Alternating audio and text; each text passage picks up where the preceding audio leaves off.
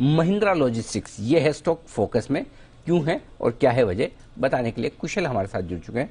कुशल, Mahindra logistics आज कुछ खबरें आई थी इसके लिए? बिल्कुल सर, खबर आई थी और उसमें सबसे इंपॉर्टेंट खबर यही थी कि जो लॉजिस्टिक कंपनी रिवीगो है, एक स्टार्टअप कंपनी थी जो 2019 में आई थिंक यूनिकॉर्न बनी थी, और यहां पर कहीं ना कहीं आगे चलकर इन्होंने स्लम सेल बेसिस पर अधिग्रहण इस कंपनी का कर लिया है। महिंद्रा लॉजिस्टिक्स ने 225 करोड़ में इस कंपनी का अधिग्रहण किया है, जिसमें जो इनका B2B एक्सप्रेस कारोबार है ये इन्होंने एक्वायर किया है। अब इससे आगे चलकर इनको क्या फायदा हो सकता है? एक तो वेयर हाउसिंग स्पेस जो है इनकी 15 लाख स्क्वायर फुट की, उसकी जमीन ये यूज कर पाएंगे, और साथ ही इनके 250 से ज्यादा प्रोसेसिंग सेंटर्स हैं जिस पर कंपनी फोकस करती हुई नजर आएगी। इनफैक्ट नेटवर्क टीम और जितने भी कस्टमर्स सर्विसेज हैं उसमें भी आगे चलकर ये कोऑर्डिनेशन करेंगे। बट मोर इंपॉर्टेंटली इस एक्विजिशन पर कंपनी का जो कॉन कॉल हुआ था वहां पर इन्होंने फोकस करके कहा है कि आगे आने वाले नियर टर्म फ्यूचर में ही ये प्री कोविड लेवल के मार्जिन पर पहुंच जाएंगे।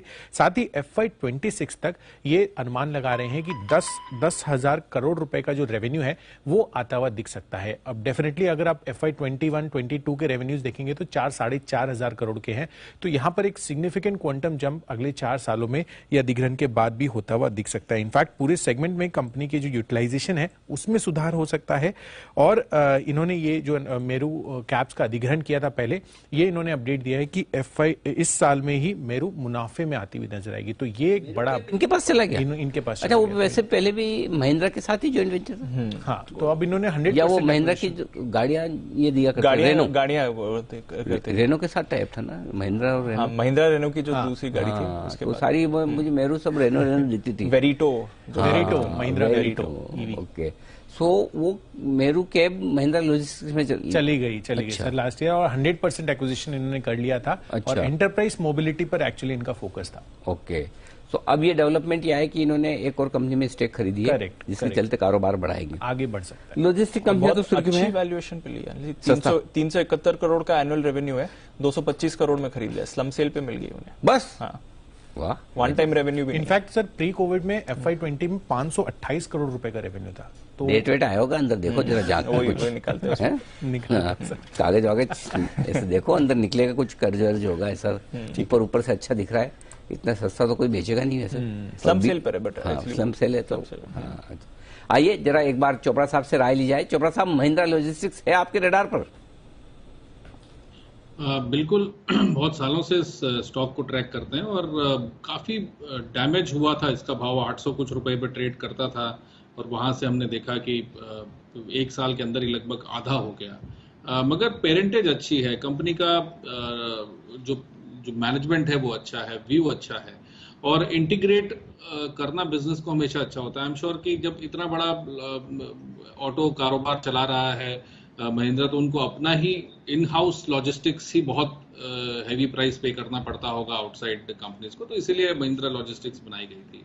मगर रिवीगो जैसी ये न्यू एज कंपनीज है, इनका फायदा ये है, ये काफी सॉफ्टवेयर ड्रिवन है, और मैं इसके बारे में कुछ समय पहले पढ़ रहा था। तो ये लोग पार्ट ट्रक लोड भी ले लेते हैं। तो इनके पास मान लीजिए कि किसी को कुछ छोटा सामान भेजना है जो 1/4 ट्रक में आएगा, तो वो 1/4 बुकिंग भी ले लेते हैं, आधे ट्रक के भी ले लेते हैं। जनरली ट्रांसपोर्टर्स ऐसा नहीं करते।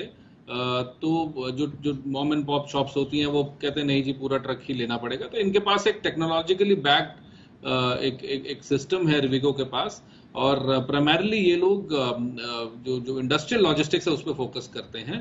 तो एक अच्छा एक्विजिशन है। मुझे लगता है कि टेक्नोलॉजी अगर इनके पास इतनी अच्छी, हालांकि मैंने कभी पर्सनली यूज नहीं किया रिवीगो को, बट आजकल काफी एप्स हैं या ऐसे प्लेटफॉर्म्स हैं। पोर्टर भी एक ऐसा प्लेटफॉर्म है जो छोटे ट्रक्स को या छोटे सामान को इधर से उधर माल ढुलाई का काम करता है। तो अच्छी चीज है, मुझे लग रहा है इंटीग्रेट हो रहा है और टेक्नोलॉजिकली एडवांस हो जाएगा। और Mahindra no doubt as a group, इस पूरे के पूरे ग्रुप ने बहुत अच्छा किया है। जो 2-3 मॉडल्स लॉन्च किए हैं, XUV 700 है, या जो नया स्कॉर्पियो का मॉडल आ रहा है, वो पहले 1 घंटे में ही हमने देखा 18,000 करोड़ की बुकिंग आ गई। तो ये अपने आप में कीर्तिमान है, और निश्चित रूप से मैं आनंद महिंद्रा साहब की बहुत रिस्पेक्ट करता हूं। तो काफी डाइवर्सिफाइड ग्रुप है, और लॉजिस्टिक्स में भी इनके पास अब टेक्नोलॉजिकली एडवांस हो जाएंगे, और मुझे लग रहा है ये कम्पीट कर पाएंगे जो दूसरी कंपनी है उनके साथ। तो अच्छा कदम है ये एक्विजिशन। और अगर ये वाकई एक सस्ता एक्विजिशन है, मेरे को read into the exact deal, मैंने पूरा डील नहीं पढ़ा है, बट अगर ये सस्ता एक्विजिशन है तो ये बहुत ही अच्छी बात है और ये लॉन्ग टर्म अच्छा रहेगा महिंद्रा लॉजिस्टिक्स के लिए। और अगर स्टॉक जिस तरीके से कंसोलिडेशन मोड में है पिछले 6 महीने से, तो अच्छी संभावना है कि आपको ये 700 750 तक जाता दिखे जैसे ही बाजार सुधरेगा।